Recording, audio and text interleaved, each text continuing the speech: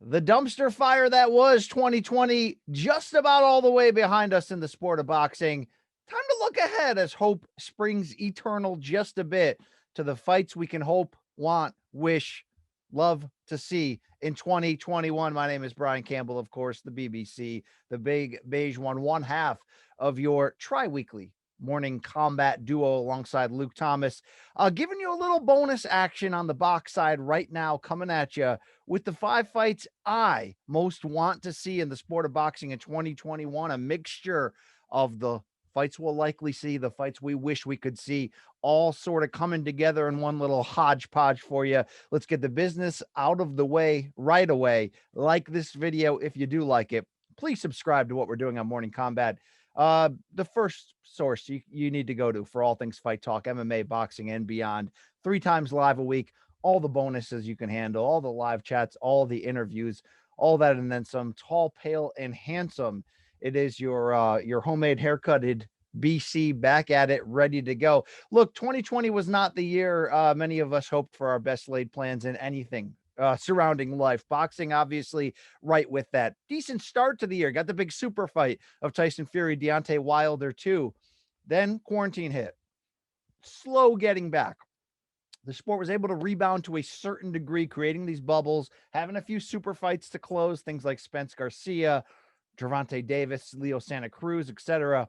Anthony Joshua returning. But really, it was a year largely put on pause, and that seemed to delay the hopefully inevitable build to these big super fights that we want, that we need, that we deserve as fans. So let me look ahead to the 5 fights I most want to see for this new year. When can we be hopeful that we see a lot of these? I think a lot of it may end up be dependent upon how quickly crowds can return. We've seen, 10, 15,000 in the Alamo Dome, AT&T Stadium, so to speak, but it's just not going to be the same as when you can put on a big fight.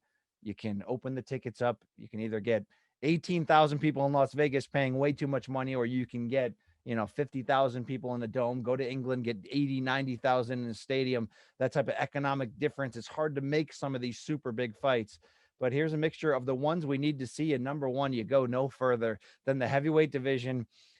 We need this fight for the health of the sport. It's Anthony Joshua. It's Tyson Fury. It's all 4 recognized world heavyweight titles. Biggest fight you can make in boxing with still active guys who matter in the sport, right? You can bring Floyd Mayweather back and get a ton of pay-per-view buys. I mean, if you did Floyd Manny part 2 tomorrow, I mean, look, you're going to do 2-3 million pay-per-view buys. Obviously, you fight a Jake Paul brother. You bring in 54-year-old Mike Tyson. You can make some circus carnival fights that they are making, by the way. That would be really big, but nothing's bigger than Joshua and Fury. Fury unbeaten, lineal champion, the guy who beat the guy, WBC champion. He put Deontay Wilder away against Anthony Joshua, who regained his trio of world titles in 2019, had a nice title defense against Kubrat Pulev in his only appearance this year. These guys are at the peak of their primes. They're charismatic. They sell. This fight matters in so many ways because boxing heavyweight division is the gateway drug, right? It's how you bring in the casuals. They want the old school feels of one division, one face, one name, one champion. And to have a 4 belt title holder for the first time in this modern era of where we have to deal with these 4 belts, it would be huge. It would be huge because one, people again are just sick of, well, this guy's the champion, but there's that other guy that's a champion. It would eliminate that. It would also mean that, like, it's not Sultan Ibragimov against Vladimir Klitschko. These are 2 guys that, if they're not crossover household names, at least in the US, they're on the verge of being for even the most, push boxing away casual mainstream sports fan. In Britain, this is the biggest fight of all time. I mean, this is a 100,000 seat soccer stadium type fight. And even though Tyson Fury would rightfully be favored right now because we've seen Anthony Joshua lose in 2019, because Fury's coming off of a knockout, of a domination of Deontay Wilder that is either the future in his evolved state as a fighter who's now looking to be more offensive with a new trainer in Javon Sugar Hill, or maybe it's just a one-night sort of aberration because Deontay Wilder had a horrible night at the office and really nothing went well and lived, behind a bevy of excuses as to why afterwards. Either way, you got Fury coming in at 6'9", long arms, can box, just a unique, historic heavyweight against a guy in Joshua 6'6", who's just a machine, just built, can box and punch. Both have been a little bit chinny at times. Obviously, Anthony Joshua has the much more maligned and questionable chin in this case. But regardless of who you thought would win, if you think AJ has more of a chance than sort of recent history would tell us, it's a monster fight. Can we see it in 2021? I think we can. I think the optimism of the promoters and the networks, well, it's good that we want to do crosstown promotion. It's good that ESPN and Eddie Hearn and DAZN are sort of just going, yeah, we can make this work, right? DAZN just launched this sort of quasi sneaky pay-per-view plan ahead of the last Canelo fight, which shows you they have a way to do pay-per-view to make these two network deals happen. So the fact that everybody's willing to do it after the headache we went through and not seeing Deontay Wilder and Anthony Joshua be made when they were both undefeated champions, this is great. It's just the problem is the mandatories in front of both guys. Tyson Fury, depending on who you talk to, still has that mandatory he has to do, which is the winner of the Alexander Povetkin, Dillian White rematch. Of course, Anthony Joshua has Alexander Usyk in front of him as a mandatory, and that's not an easy fight by any means. I mean, that can be a, upset city for all we know. Can you pay people to step aside? Yes, you can. Is there a chance the alphabets could come together and actually do right for boxing and say, we will allow this unification to happen? Of course, that'd be great. Alphabets don't typically do what's best for boxing, though, right? Because it goes against their own business plan of wanting their title regularly defended and purse fees paid and all that. But I think even if both had to do mandatories in the first half of the year, we can see this in the second half of 2020, provided they win. There's so much long-term potential in what it could mean for the health of the sport. I think it would be an exciting fight no matter what. I don't see how this could be boring. I think we'll see it, and we need it, and I love it. And Fury would be favored, and I would expect him to win, but it's not going to be easy. Joshua can punch. He's a finisher with two hands. He's an educated knockout artist in there when he's got you hurt. And Fury may be huge at 6'9" and have unnatural speed and reflexes for a guy that big and a great IQ and all that. But AJ 6'6" with long arms, he can get to him. And it's not like Tyson Fury's the biggest puncher in the world where we have to be worried that if Joshua's facing Deontay Wilder, we'd be worried that he can get sparked early. I don't think he can get sparked early against Tyson Fury. I think this would be a real fight, a chess match. If it stayed a chess match, Tyson Fury, I think, could win it comfortably. But this turns into a fight, as we saw in the Klitschko Anthony Joshua 2017 classic. All bets are off. You never know. You got to favor Fury, but you never know. Need to see it. Heck, need to see 2 or 3 for these guys. Need to see Deontay Wilder parachute back into this discussion if he can get a big win, right? Like that Andy Ruiz Jr., by the way, is getting in shape for a heavyweight comeback. Although, please, PBC, do not do a pay-per-view with him against Chris Arreola. For the love of God, please don't. But look, heavyweight division renaissance, it's fun. Let's do it. Let's keep it going. Number 2 fight I need to see on my wish list in 2021. Look, if this is your number 1, yeah, join the club. There's no shame. This is the best fight you can make. I said Fury Joshua was the best fight you can make to attract the casuals, to put on a big spectacle in an event. The actual best fight you can make in boxing from a critical pound for pound, we need to see it now, generational standpoint. Yes, welterweight title unification, unbeaten champions, Errol Spence Jr., Terrence Crawford. We're getting close where this has been on it's been on the number 1 of our list of fights we need to see for so long that you fear, with both guys aging and Errol Spence recently not, being like, yeah, bring it to me, doing more of the stiff arm, I'm the A side, come to me, blah, blah, blah. You fear that we're going to get a little bit too late when we finally see this, that one of them will take a loss first, or that it'll be like Mayweather Pacquiao, where they'll be a little bit past their prime by the time they fight, and we won't get what we're supposed to get. And what are we supposed to get here? 2 guys vying for the crown of best welterweight in the world and best fighter in the world. Yes, I have Canelo right now, number 1 on my pound for pound list. You can have either Spence or Crawford, and really there's not a ton of argument you can put against you, although I think Canelo deserves number 1. But if they fought each other, the winner is your best fighter in the sport. And I think it's this generation's Sugar Ray Leonard, Thomas Hearns, Part 1, 1981. It's that level of fight, because I think both of these guys are all-time greats in a great welterweight era, by the way, with an aging Pacquiao still around, Porter, Crawford, Thurman, Ugas, and all. Yeah, I mean, on and on. Look, it's a deep time. It's a great time to be alive at welterweight.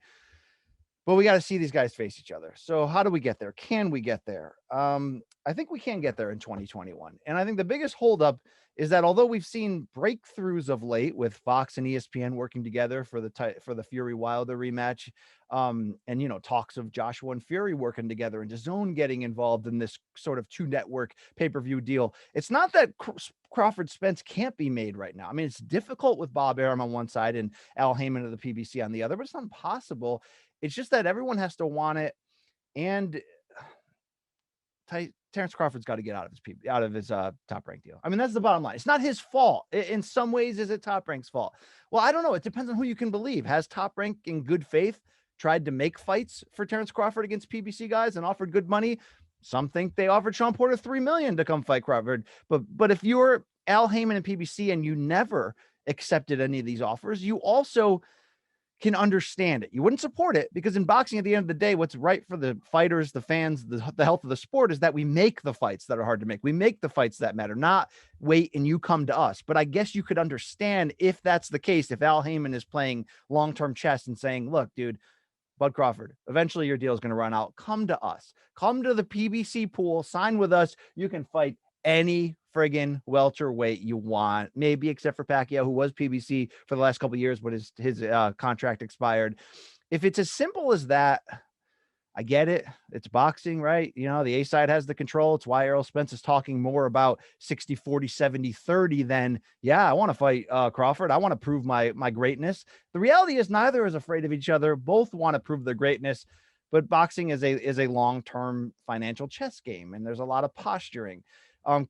If all reports are to be true, then Terrence Crawford has one more fight left on his Top Rank ESPN deal, and that would push him to like next October being a free agent, which means you could make this fight at the end of next year, provided Crawford fights out his deal. And then whoever, I mean, could Top Rank secure a Manny fight and do a big pay-per-view for Crawford? Yes. Could they also just give him whomever to try to end the deal, since obviously Bob Arum and Terrence Crawford, not friends lately in the media? That could happen as well. Is it impossible that all sides could come together right now? Not impossible, but not likely. The most likely scenario here is that Crawford becomes a free agent, follows, the Floyd Mayweather blueprint. I'm sorry, the plan. Sign with Al Heyman and PBC the second half of this year, and either we make that fight right away, or we build even further to that fight, which is not what any of us would want. But I also could see that happening, like maybe each fight one more time with the whole idea that the winners face off. There's risk in that. The old marination, Bob Arum, right? Orcus Gamboa, Juan Manuel Lopez, the boxing hardcores know what I mean when I say marination. I don't want to see any more marination. I think we have to wait at the very least until next fall, until late 2021. I'm optimistic we'll see it before they get too old, but we're getting close. We're getting close where, Terrence Crawford, 33, 34 years old, is he going to not be the same guy that he was the last couple of years, toiling against B, C level competition when all the A's were over there at Top Rank? Man, I want to see this fight. I'm never defending the broken business structure in boxing, especially if you're an MMA fan, you're watching this and you're like, BC, like, enough, dude. Are these guys going to fight or not? If they're not going to fight, I don't care. I'm not going to watch boxing anymore. I get that. You're spoiled by the UFC's control over the fighters. And it only happened that way because Dana and Zuffa rescued a dead sport that couldn't get on TV and rebuilt it in their own house with their own rules. It's a privilege to be a high-level UFC fan, right? The best fight the best all the time. They also don't get paid maybe what they should. Another topic for another day. But we'll pause the action here for a little hemp-infused seltzer from the folks at Kalo. Big fan of this, by the way. Don't always drink hemp-infused seltzer, but when I do, it's certainly the Kalo strawberry watermelon. So, all righty then. This fight would be fantastic. I don't think we've had a fight like this, save for Mayweather Pacquiao, which again did come too late. I mean, maybe Golovkin Canelo was a little bit like this, although again, that one also came a little bit too late because Canelo, for all I say good about him, did wait Triple G out a bit. I can't remember the last time we had this much stakes on a huge fight with both guys that high pound for pound. And look, it's not lost on me that when Andre Ward and Sergey Kovalev fought each other the first time about 3 years ago, that was for one versus two in pound for pound, or one versus three, or 2 versus 3, however you had it. That was close. They didn't have the same commercial relevancy as these welterweights. Those 2 pay-per-views they did died on the vine for HBO pay-per-view. And also, people don't look at the light heavyweight title with the same reverence in the modern pay-per-view era that we look at the welterweight title. There's still classic titles in boxing, right? It's heavyweight, it's middleweight, it's welterweight. Welterweight's your sexy money pay-per-view division. Sometimes it's featherweight, not really. It's really never any other title. It's not Bridgerweight, I'll tell you that much. But like the prestige in this one, the skill level of both being unbeaten champions coming together in a unification. I mean, this is some classic old-timey awesome shit right here. This is why we watch the sport. So boxing gods, if you're up there, right, can you please make this before I either get old? Spence getting some heat for his lack of bring it on. I get it, but again, it's posturing. Okay. He wants this fight. He knows what it means to him. He knows if you want to be the guy of this era, you got to beat this guy. The problem is the Mayweather-Pacquiao model has shown us to build, and wait. And they got lucky, by the way, that Mayweather-Pacquiao didn't die when Pacquiao got upset by Tim Bradley in that screwy decision, that it didn't die when Pacquiao got knocked out cold by Juan Manuel Marquez in their 4th fight, that Pacquiao bounced back and rebuilt himself. And really, I mean, for all the negatives we'll say about the timing of Mayweather-Pacquiao, somehow it was still 1 versus 2 in their division, 1 versus 2 pound for pound at the time, and 1 versus 2 in their era. I don't think we can necessarily say that last part yet on Crawford Spence in terms of the era, right? This is Canelo's era at the moment. When I say era, it's a mixture, of course, of commercial value with like pay-per-view, with pound for pound value, commercial and critical together. It's Canelo's time right now. He took the baton from Mayweather and Pacquiao, who had taken the baton from Oscar De La Hoya, who had a more higher level commercial run than he did critical, right? Early, late 90s, Oscar was there critically. 2000s, he was just the big draw.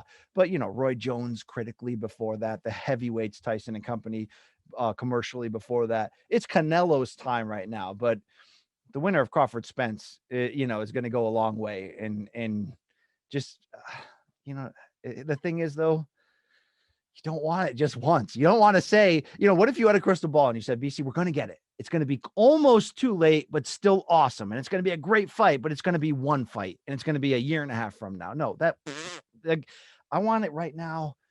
And then I want it a second time.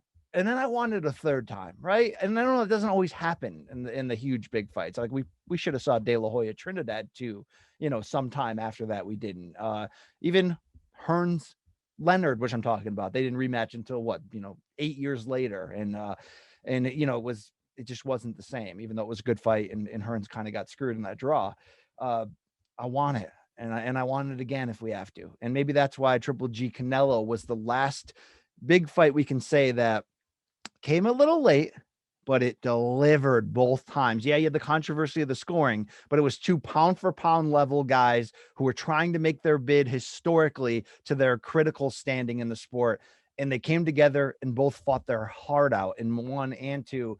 And both had arguments to have won. Both elevated themselves. It's rare when we get that, right? It's rare when that happens where everything, I know we had to deal with tainted meat. We had to deal with 118, 110 from adolescent bird, as Danny Jacobs would say, Adelaide Bird there, but we still got a great fight that delivered on the highest level. And I think there's no way Crawford Spence couldn't be, even if it was a chess match of all tacticalness, it would still be compelling in the same way that the second half of the Lomachenko Lopez fight this year, which was very much a high level chess match, still was insanely intriguing because of the skill level, the strategy, all that.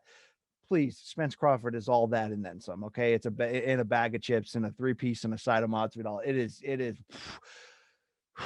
Let's make it, Bob. Make it. Bob, you're out of the equation. You may not be part of this equation. Somebody's going to make it. I'm going to be there. Please. Hopefully it's 2021. I'm going to say if we don't get it in 2020, at the very least, it'll be ready to be built for early 2022. God, why does boxing suck? The whole Larry Merchant thing about you can't fix the sport, but you can't kill it. It's so true. You can't kill this thing because anytime they resurface with a big one, it still matters to you because boxing at the end of the day is the best sport ever. Max Kellerman's ridiculous, thing that he always says is true, where if you were in a city and there's 4 blocks around you, and a sporting event of each of your favorite sports broke out, boxing on one corner, basketball on the other, tennis on the other, whatever it is, you'd run to the boxing, okay? Because at the end of the day, we all love fights, and you know, MMA can get there and they can get close, but there's this classic element to mano a mano boxing. Who's the man? Spence Crawford, please. All right. Deep breath. All right, Eric. Let me put some water on your balls. Deep breath now. I'm trying to get my timer here to make sure I don't go over. Number 3, Canelo Alvarez. But Canelo Alvarez versus whom? That's the discussion right here. I know you want me to say Triple G Part 3 because to casual fans, it's maybe the biggest fight you can make in the sport to casual fans right now. I mean, I argue that Joshua Fury would be and should be bigger and could be, but, you know, name value wise, in terms of a fight that has delivered before, and the storyline of Triple G going 24 amazing rounds with Canelo and coming out of it with what? 1 scorecard in his favor? Was it 1? First fight was a draw.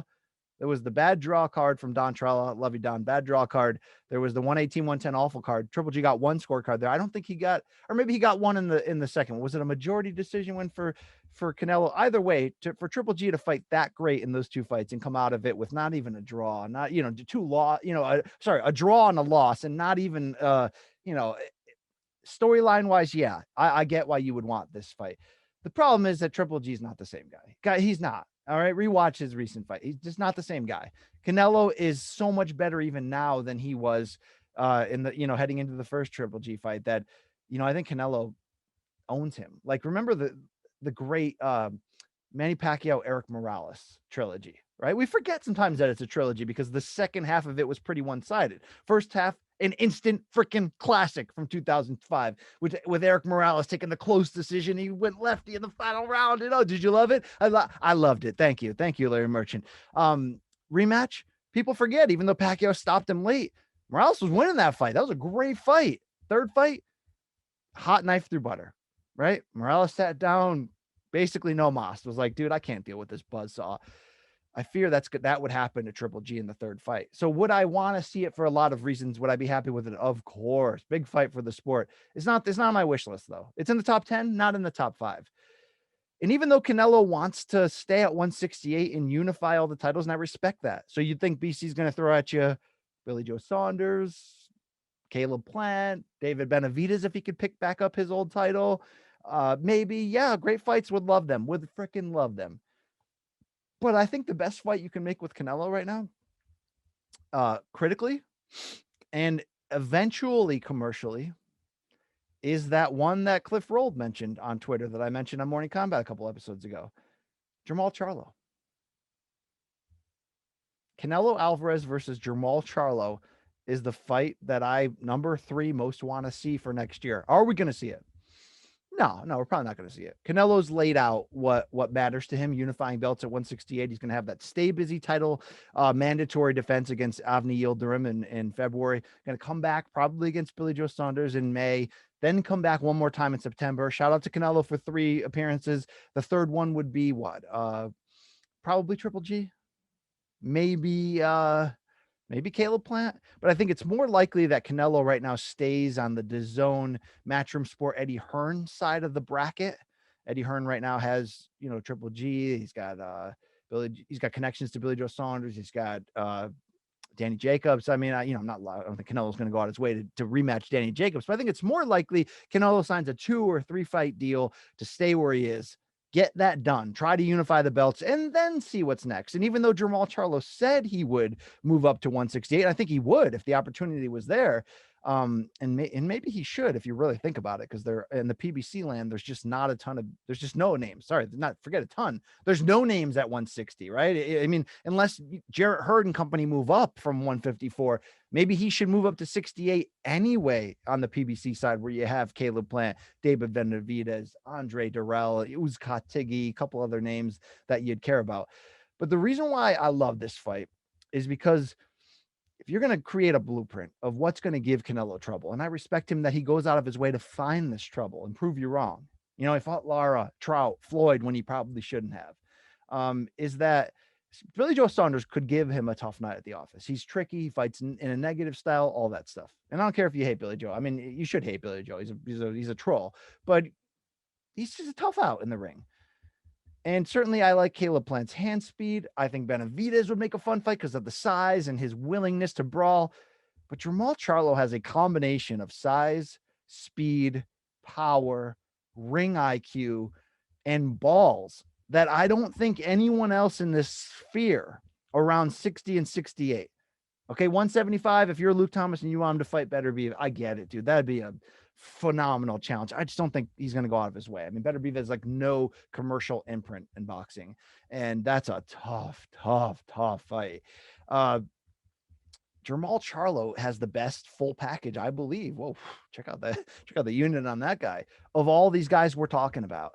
And I think commercially he could really get there in a quick way. It would involve, though, like if Canelo announced that he was going to fight Yildirim and then he was looking to fight Caleb Plant in the spring, I could say, wow, maybe the fall, maybe he stays with PBC. Maybe the fall we get that Jermall Charlo fight. It's most likely that if we do, it's going to be 2022. And then by then it might be huge because Jermall might, who just had his pay-per-view debut with his brother and looked fantastic in a close, tough fight with, the damn Ukrainian guy, Sergey Derevyanchenko. That fight right now, I mean, I could talk myself into Jermall Charlo winning that fight. Canelo's the favorite. Damn right, Canelo's the favorite. But Jermall's got a stiff jab. His footwork, like Canelo doesn't go out of his way to fight guys with quick feet. Golovkin had a smart ability to cut off the ring and that powerful jab as a weapon. He was not able to land his right hand against Canelo, though. Canelo too quick for him. But Charlo's got the quickness, the IQ, and that big right hand that's fast enough that Canelo can't be, nonchalant about it. I mean, that's a fight. That's a fight. It's a chess match too, and it's a fight. That'd be the number 3 fight that I would want to see the most in 2021. No, we're not going to see it though, but I'm here for it. Okay, just the same. It's in play though. It's possible. Just probably not going to see it based on where Canelo's headed. Number 4, folks. Here we go. BC on a roll right now. Okay. Fight I most want to see in 2021, lightweight division. Teofimo Lopez Jr. And by the way, you could insert any name next to him for the fight you most want to see, right? If you say, I want to see Lomachenko again, that's great. You want to see him against Devin Haney, that's great. You want to see him against Ryan Garcia if he gets past Luke Campbell this weekend, that's awesome. I want to see him against Gervonta Davis. Will it happen in 2021? No, it's not going to happen. They're on opposite sides of the political sphere. One on ESPN Top Rank, the other on PBC, Fox, and Showtime. And I think because they're so young, right? I think Teo's 23. What's Gervonta? I think he might have just turned 26. They're so young that it's not likely that they fight early like this. It's not likely that all parties go out of their way to make it because there's more money to be made if they do it down the road. And that's the reality. Both guys are just putting their imprint in there, right? Lopez upsetting Lomachenko on ESPN, big ratings, huge win. Gervonta knocking out Leo Santa Cruz in his pay-per-view debut, just showing you that he's the goods. Not good. I get Leo's moving up from weight. He's a smaller fighter, but Gervonta's got titles at 30 and 35, albeit a secondary one at 135. This would be a hellaciously great fight at lightweight. Both can box, both can punch. Both are super athletic. I think Teo is even more athletic and quicker.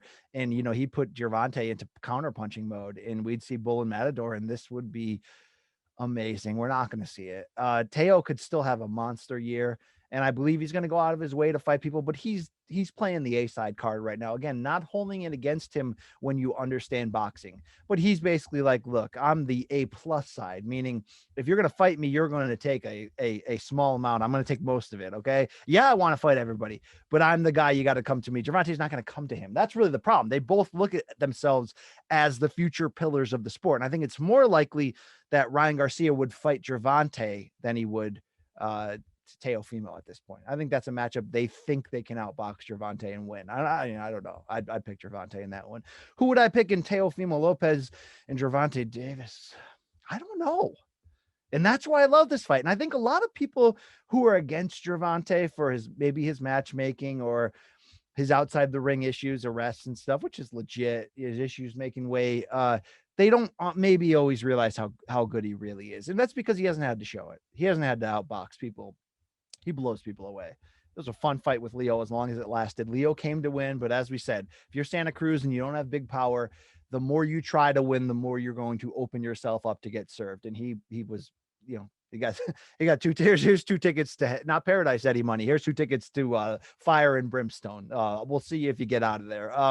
Shout out to Leo for doing that, right? In his biggest fight of his life, he went for it. But Teo and Gervonta is just some good ass ish. And let's not forget about the 5 pillars, the foundation, boxing's future.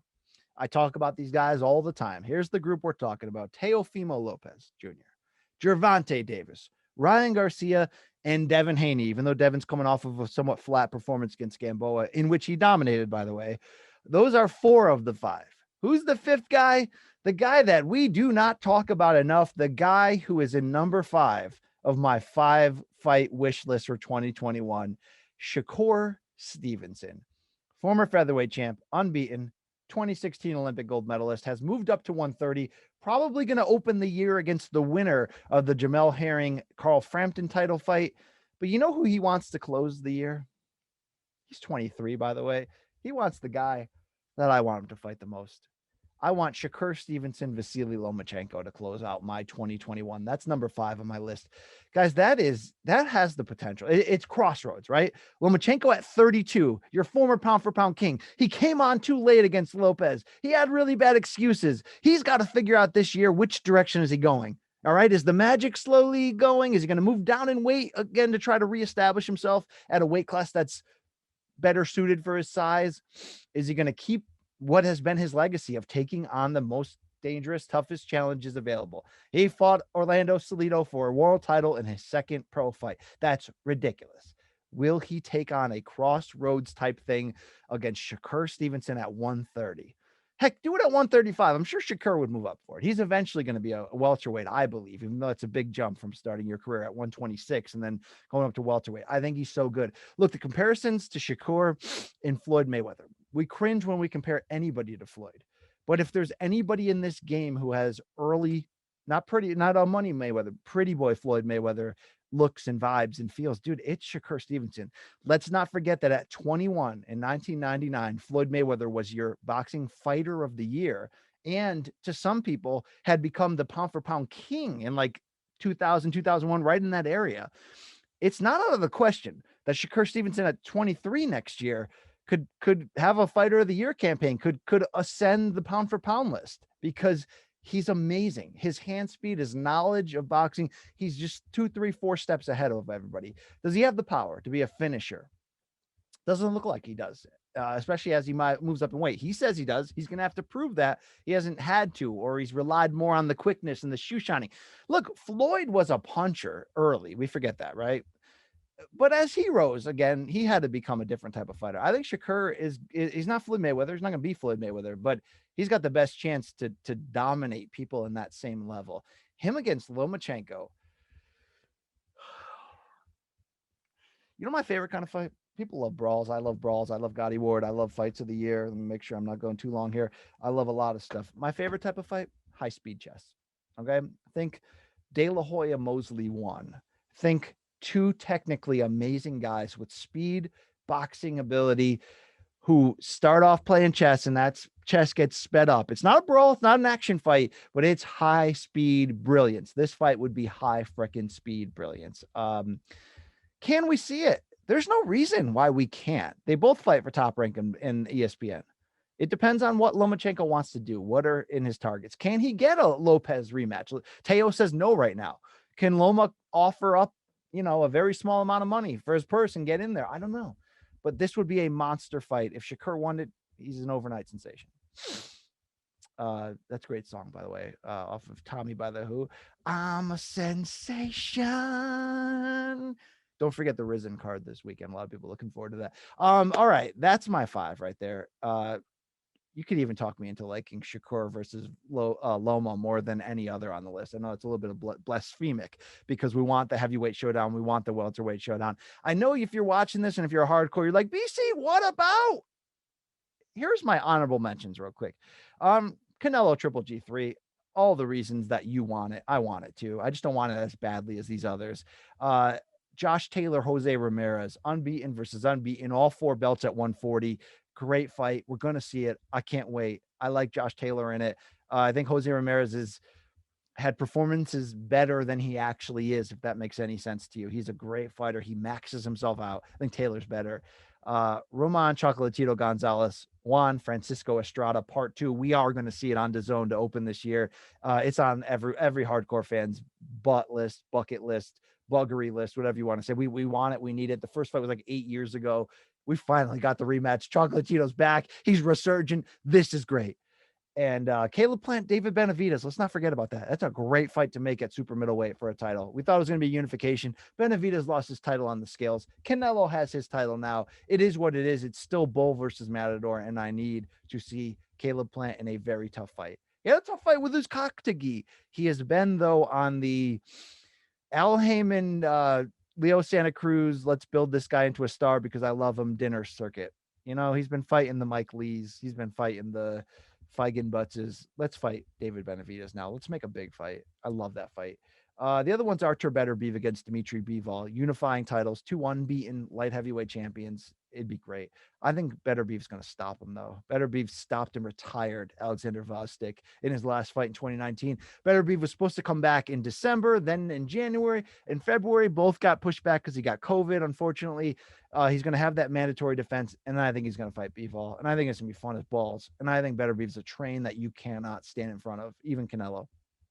I don't like Canelo's chances against him. I just don't. This guy's a freaking maniac, and he can box, and yeah, but I want to see him against Bivol this year. Shout out to all you fans and folks. I know a lot of you are like, dude, what happened? You promised you're going to get a lot of Rafe Bartholomew, the boxing hardcores. Yeah, we did. We plan on giving it to you. There's been a lot of scheduling issues. There's been weeks with big MMA fights. We've had a lot of interviews. We want to overfill you with Morning Combat, but we don't want to overfill you to the point of walking away from the turnstiles, right? You're going to see more of Rafe this year. Love getting the band back together with that fella, doing some fun clips right there. But please like the video, subscribe. Morning Combat all the time. MK all day, nearly every day. I mean, really, it's a movement right now. It's an institution.